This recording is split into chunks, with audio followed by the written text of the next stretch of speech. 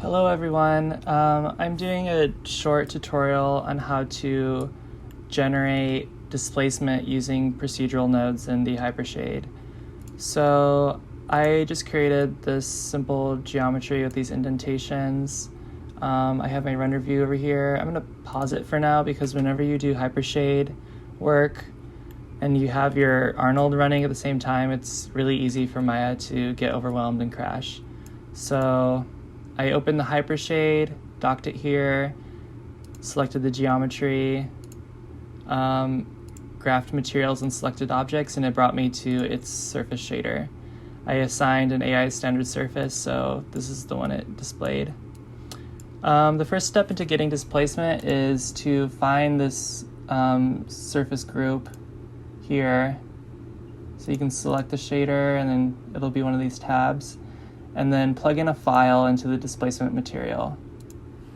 Because what I want to get is this middle node. I don't need the file node because we're going to plug in a noise generator to create the displacement. So I'm going to select those nodes, delete them.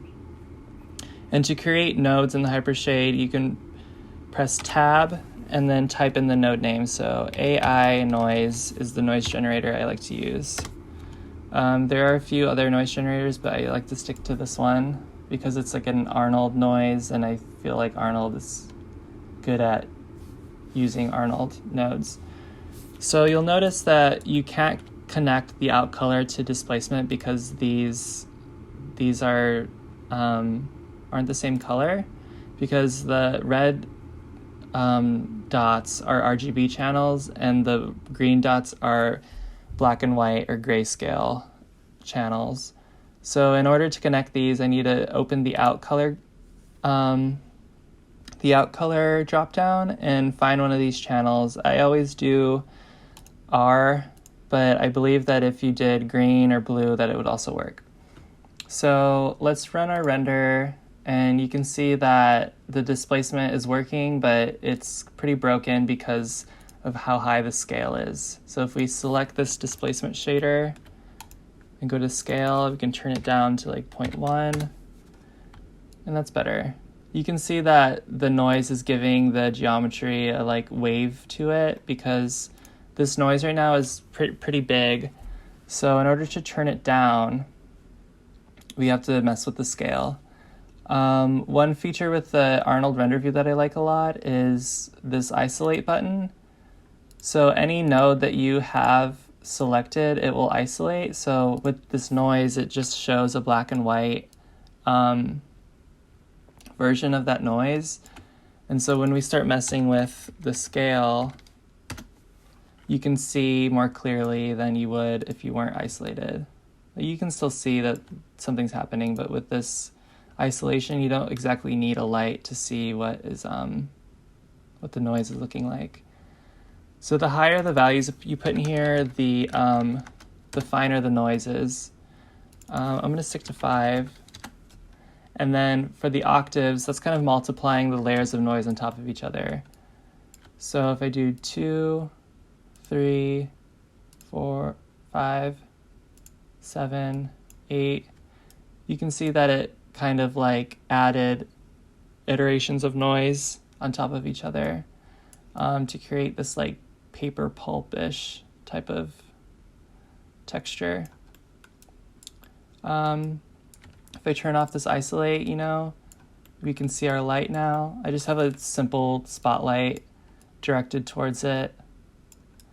But you can also see that the like actual silhouette of the geometry is still pretty polygonal, and if we use these debug shading tools right here to see the wireframe, you can see that there just really isn't enough divisions within the geometry to kind of give us that micro bump thing that we could eventually achieve. So I'm going to pause this render and use the Catt-Clark subdivision method to give this divisions instead of dividing it like within Maya.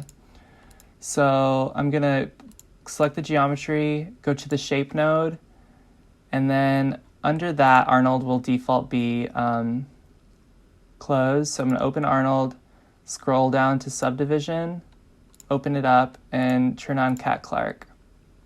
I would highly suggest to pause your render before messing with this, because if you divide your model while the render is running, Maya will get overwhelmed and probably crash. So this is paused, unchecked, and I'm going to do like 3 and then run it.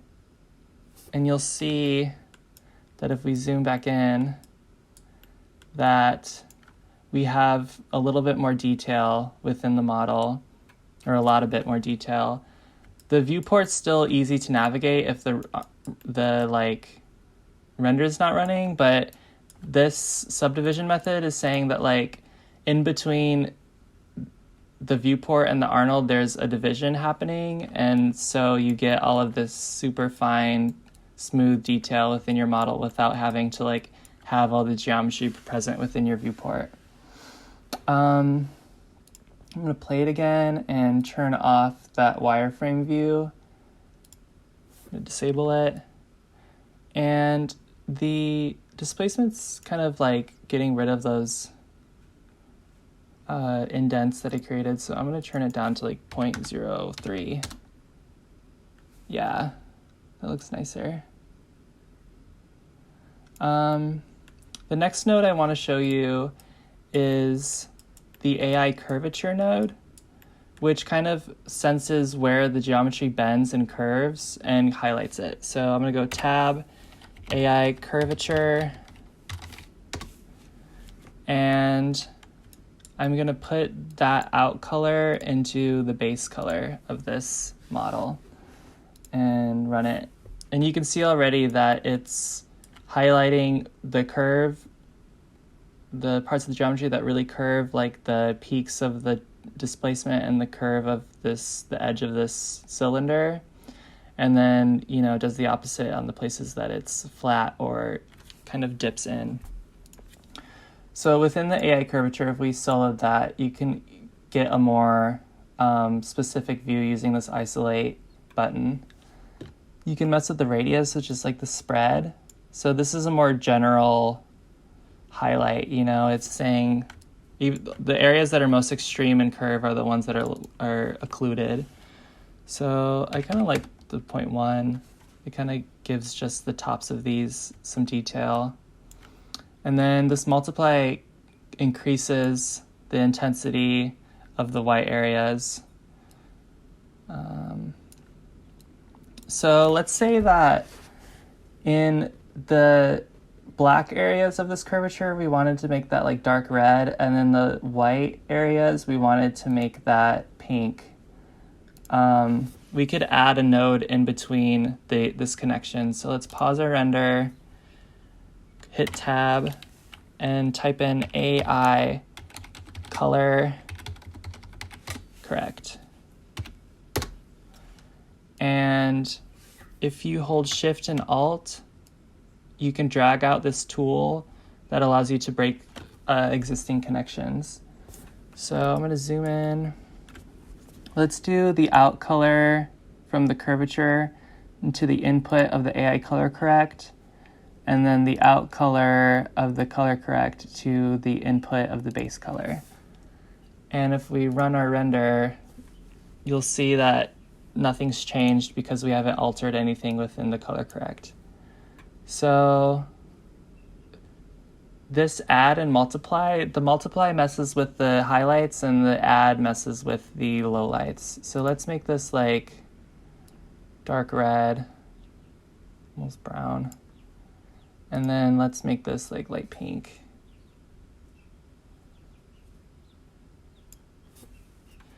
Yeah.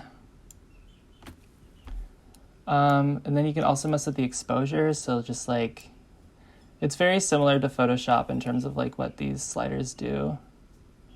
I'm gonna keep it down. This gamma is useful. Kind of spreads out the amount of light within the input. So yeah, that's kind of like the basics of using these nodes to create procedural displacement. This color correct node could be also applied between the connection of like the noise and the displacement in case you wanted to make the noise a little bit darker or lighter, you know. This one's very, very versatile. You could also even connect the out color of this to the subsurface color. And then go into your shader and turn up the subsurface. And now it's using the curvature to kind of like create the highlights and lowlights of this, but then the radius of this subsurface is creating this like internal highlight that kind of gives it that glow that skin has. So I hope this tutorial was useful and easy to follow. It's the first one I've made. I hope everyone has had a okay break and is hanging in there. Bye-bye.